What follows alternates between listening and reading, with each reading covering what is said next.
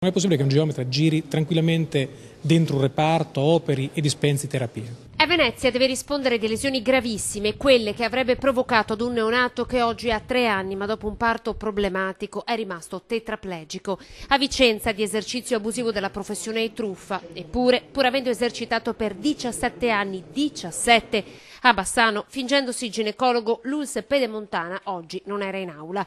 C'era invece l'ULSS veneziana che in questo processo si è costituita parte civile.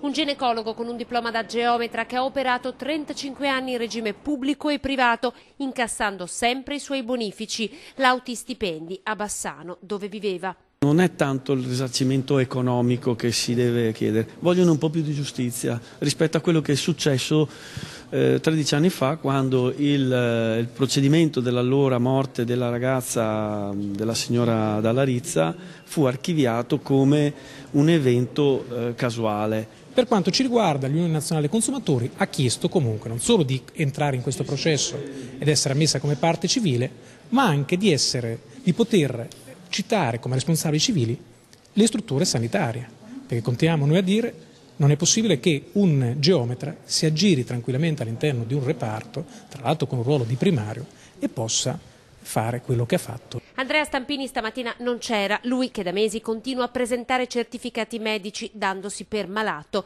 Sarà la giustizia certo ora a stabilire fino a dove è arrivata la sua menzogna, ma 2 cose sono sicure e insindacabili. La prima, che ad oggi non esiste alcun documento che abbia provato il suo curriculum accademico, e la seconda, il dolore di 2 famiglie spezzate. In un ospedale non ci si va per un vezzo, ci si va per necessità e purtroppo qui ci sono state anche delle morti.